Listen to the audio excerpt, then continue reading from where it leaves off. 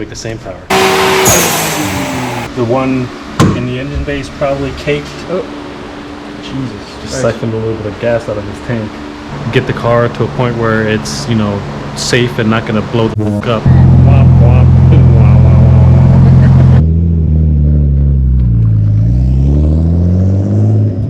I promise, guys, we will get back to shooting regular vlogs, but until then, here's a quick shot of the shop. I'm just pulling some cars in this evening.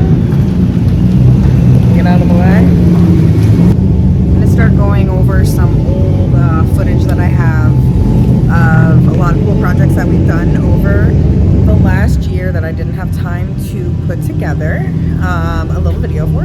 So I'm gonna do that and try to post every week Thursdays at 6, and you let me know what you think, and please let me know how I can make this better, because I'm not a videographer.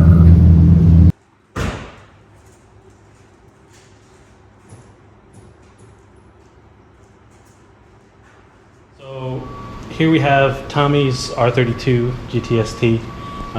He brought the car down because it had a dead misfire on cylinder 4, and after some diagnostics, we come to the conclusion that the injector on cylinder number 4 is bad. So rather than, you know, trying to source a replacement injector and go down that road of, you know, mismatching stuff, or trying to source a brand new set, which is damn near impossible, he took advantage of the fact that we needed a set of injectors and decided to invest in a set of Injector Dynamics ID1050s and go along with our Link ECU G4X ECU package. We also decided we would upgrade the turbo, since we were going to invest some, you know, some money in the fuel system, and you know, could make some more power out of this thing. So you know, upgrading the turbo is a very good choice, as these factory turbos just do nothing but put out a bunch of heat. And it's just a replacement though, right? It's not like top Yes. So you can go over here and look at everything.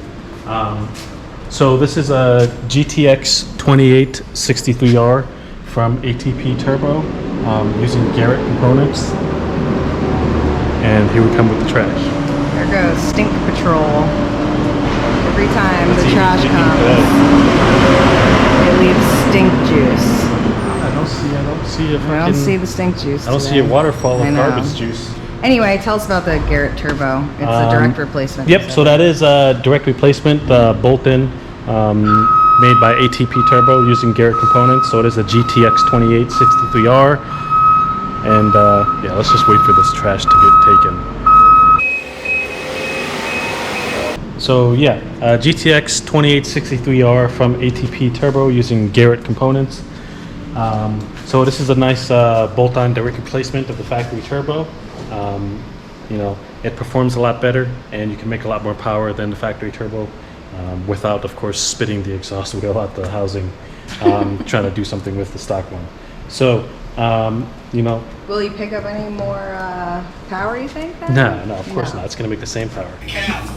No, of course, we're going to make some more power here, but it's an easy direct bolt-in replacement. You know, that offers guys who want to make more power. No, I believe the only thing that you have to do is just get like a coupler for the outlet, as the factory turbo already has a 90-degree elbow, whereas on this, because it's a straight silicone outlet, you pretty much just have to get like a, I believe it's a 2 to 2.5 90-degree elbow, and you can pretty much put it right onto the factory intercooler piping. These are all the lines to fit to the RB block, and the fittings required. They give you oil feed, oil drain, and coolant lines with all the fittings and everything, which is nice. All the gaskets, and yeah, I mean it's a go for Garrett. Yeah. 6-bolt outlet flange, so the factory downpipe and exhaust system will still work, so no need for any fabbing at all. And it bolts to the factory manifold. Comes with a 14 psi internal wastegate actuator.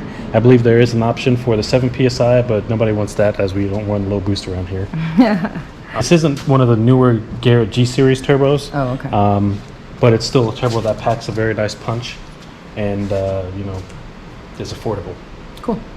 Here we have our Link ECU, our Link G4X package that we've pieced together here at Sleeper Tuning using plug and play GTR Link ECU, intake air temp sensor, boost solenoid with our Sleeper Tuning boost solenoid mount, Link CAN Lambda for closed loop fuel trimming and onboard data logging, a couple miscellaneous stuff for the CAN Lambda, and our BTI 52 millimeter Link CAN gauge. So the nice thing about this gauge is it allows you to see all the data on the ECU, which is reliable data rather than having, you know, 3, 4, 5, 6, 7 gauges in the car all independently doing or reading, monitoring one thing, and having multitudes of sensors and wiring and gauges. So this allows you to see everything that the ECU has to see: air fuel ratio, manifold pressure, intake air temp, coolant temp, and the list goes on, EGTs, engine RPM, on one gauge. So you can scroll between screens, which allows you to see multiple parameters, and you can program multiple parameters to one screen as well. So we like to use that around here. That way the customer can't view any data, and it's only one gauge rather than, you know, multiple gauges, and it's very clean. Yeah, it's streamlined. I mean, a lot of times people don't like to change up the look of the car, and this just goes right in. It's not, Yeah, you yeah. don't have like When 3, people 4, wanna- 17 gauges. Yeah. When people want to see, you know, see data, that way they can monitor their car, but don't want to give up too much of the factory look and have 90 bazillion gauges in the car, and then, you know, having to deal with wiring up every single gauge, and then, you know, then ending up with 2 of every sensor on the car because you need, you know, air fuel ratio for the ECU and then air fuel ratio for the gauge. Yeah. I mean, in some instances, you can have an air fuel ratio gauge and then it send the wideband signal to the ECU, which then the ECU can do closed loop fuel trimming and data log, but that's never really 100% accurate data. Whereas the Link CAN Lambdas, we found them to be very accurate in comparison to our dyno, which is, you know, very nice. Because anytime we're looking at any data from, say, like a wide open throttle street pull or anything that's, you know, any data that's, you know, off of the dyno, we can rely on the data that we get to that ECU, which is very important. Yeah, that's huge. I mean, if the data is no good, then Yeah, if the what data is fuck not good reliable, anything? it may as well Yeah. be no data. Yeah, exactly. This is a great Yeah. product. That's really. Yeah, we find that these work very well, you know, and it's not like we only tune Link either. We No. tune, I would say, about 90% of the standalone engine management available on the market. So it's not like we're just, you know, biased towards one product, because we tune multiple products and work with multiple products. It's more along the lines of, within our experience, we have found that this product works the best, Yeah. hands down, every time. And it's affordable compared to something like, you know, Motec, of course. But Yeah, something great- something that's great a system, great product yeah. for the amount of money that you spend, you know. There of course is cheaper options out there, but, you know, at the end of the day, cheaper options do come with the sacrifice, and we find that usually comes with, you know, the capabilities of the product or the software interface, and just all around the reliability of the product. So we have found this to work very well, very reliable, accurate data, and at the end of the day, does what it's supposed to do. Yeah. Because that's another big thing. You know, when you try to set something up, set up a table, or try to accomplish something, and the system just doesn't do what it's supposed to do because it wants to do whatever the hell it wants to do, is very frustrating.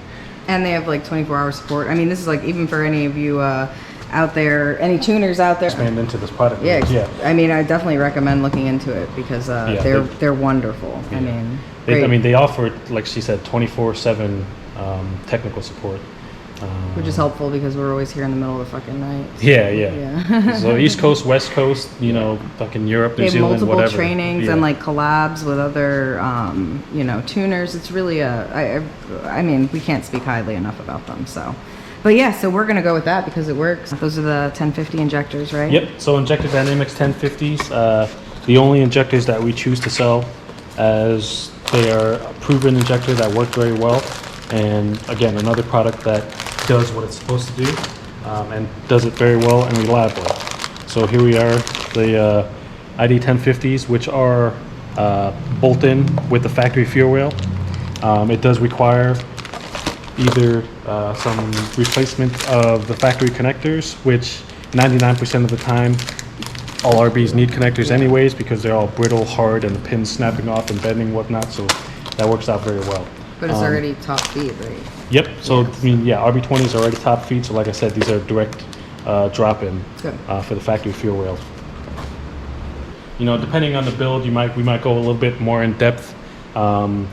You know, on like for instance, like the VG30s or the VQs, we might do like 2 can lambdas, 1 per bank.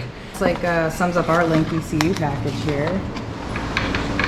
The goal is to finish or getting Tommy's R32 ready to be tuned up to that point. So install link ECU, get the turbo slapped in there. Just slap it in there. Slap it in there. And then what? Injectors, BTI gauge. Oh, you got your work cut out for you. This is gonna be an all-day job, I think, tonight, right? Yes. Yeah, I got some a little bit of organization to do. Clean up from yesterday's shenanigans.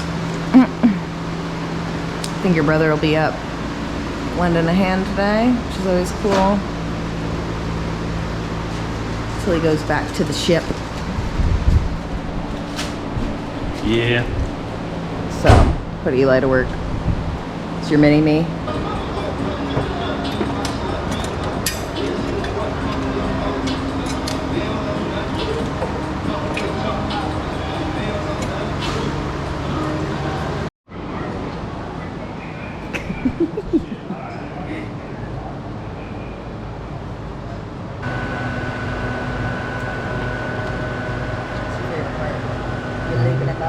Did you lube it? Always.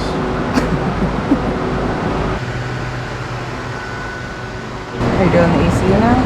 Yeah. Yeah, I'm slacking today. Oh,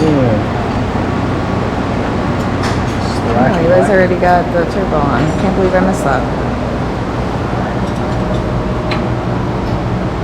Oh well.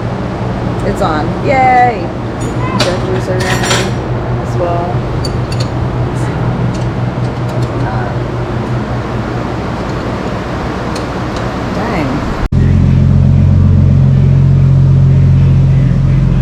Sorry, what was that? Everything's going okay. Got everything set up mainly just to get the car running and see how everything looks. And then we'll move forward with installing the can lambda and the gauge and the boost control and stuff. So Yeah, she's up and running. Sounds good. yeah, not too bad.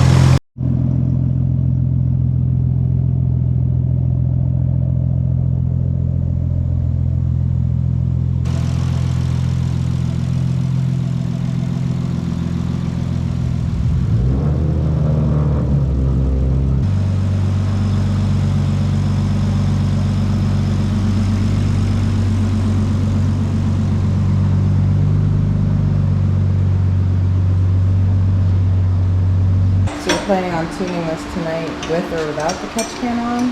Well, ideally, I'd like to have it on. Yeah. You said it's the radium engineer? Oh yeah, there's the little tiny key filter. Yeah, because you really don't want to put it anywhere up here? There's no big mounting solution. That's fine, it kind of keeps it tucked away. Okay.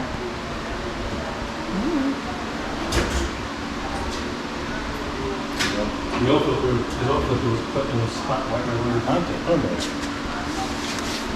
It was relocated. Yes. What do you think this is going to make, this RB20? Hey, I'd be happy if it got close to 400. If it gets close to 400, I'd be surprised. Stock, intake, and exhaust manifold. Yeah, I mean, I don't think so. I foresee somewhere around the 350 range. That's what I was going to say. Even less, maybe. What is it normally? 240.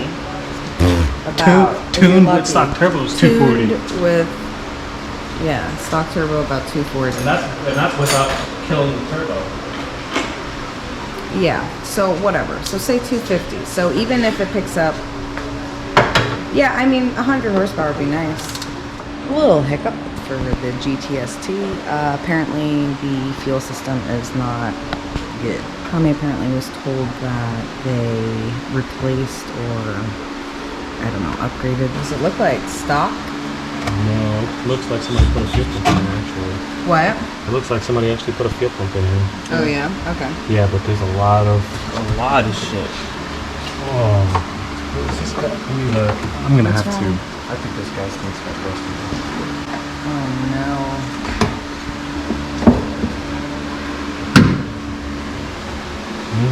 It's pretty rough.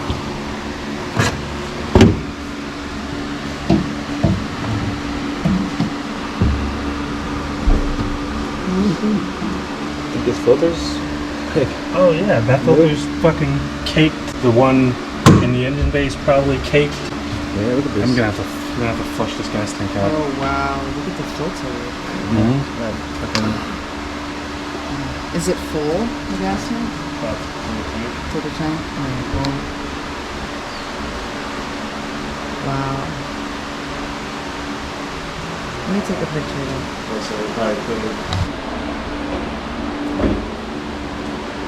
Oh. Jesus. Just siphoned a little bit of gas out of his tank.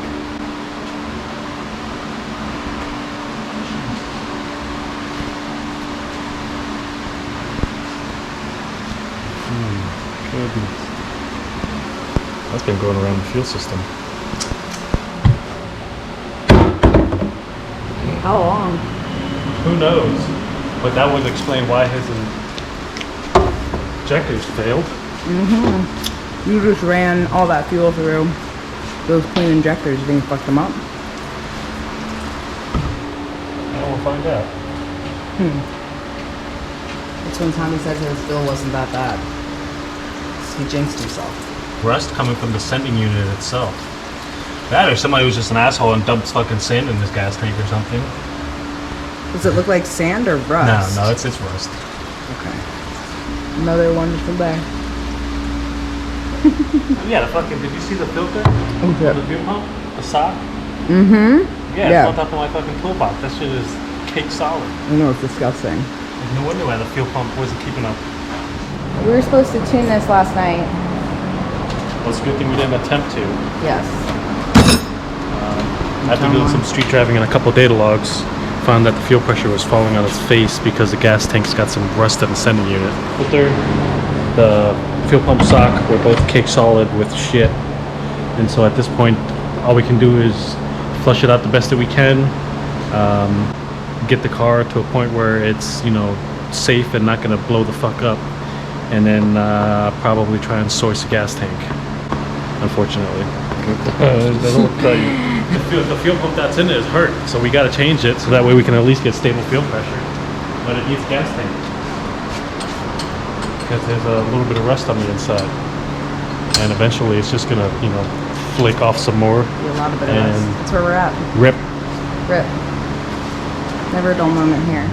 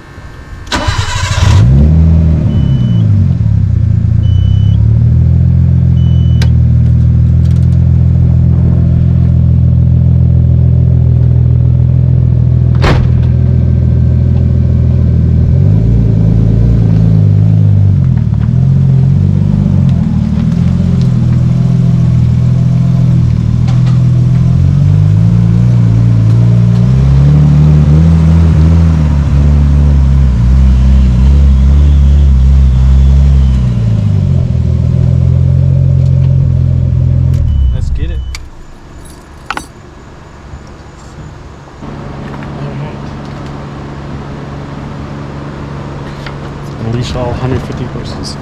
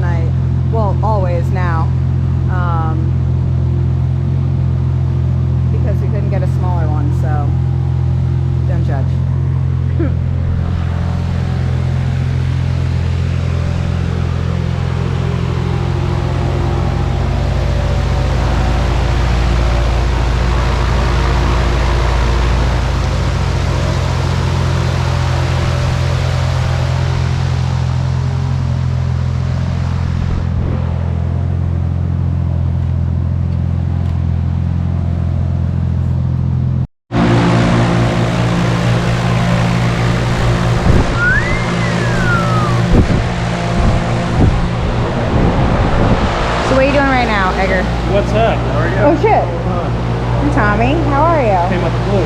Yeah, shit. Very, very sneaky. Really, be yourself. I'm just being a creep. That's all. We only got like 500 followers. Don't worry. Nobody will judge. I'm sure a little double and triple the more you guys keep putting out. We just like to make little, you know, videos so you can see kind of what, you know, what we did and shit. So. I've been excited all week about this. Yeah. Oh, happy birthday to your kid. Oh, thank you. Yeah. So much. You guys always got nervous sleep?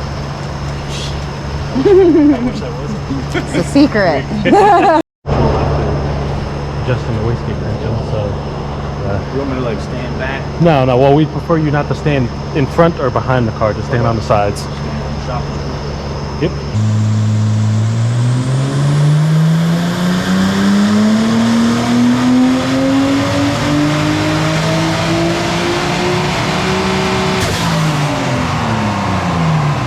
Awesome, babe. She got more? Maybe a little more. How many pounds?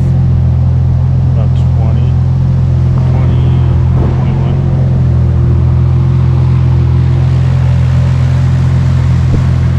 Wait, 3 maybe?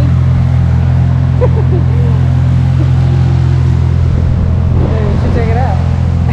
Oh, you should check out how much you made there. How much was that? Can I check? Yeah, go ahead, check it out. Yeah. I know, I wasn't expecting it.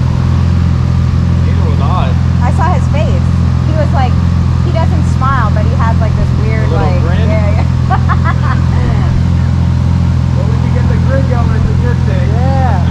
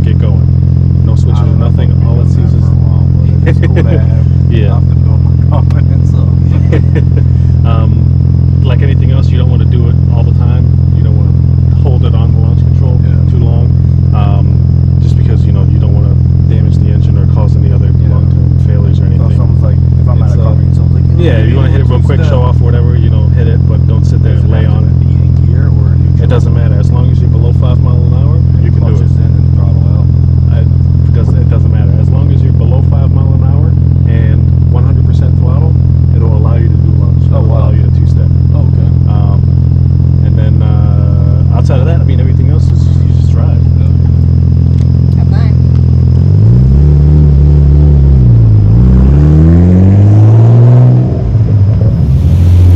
Today we have Tommy and his GTST back on the dyno. He's ready for some ethanol. So that's what we're doing. He's already set up with Link, right, babe? Babe? He's already set up with Link, right? Yeah. So it's a true flex fuel, which is nice. Meaning you don't have to drain the fuel tank every time. It'll just automatically adjust for you. That's why we live Link. But yeah, so today, I think last time on the dyno he made about 400, maybe like 397 and some change. We'll see how she does today. We're excited. Tommy wants more beans, so time to give him some more beans, eh?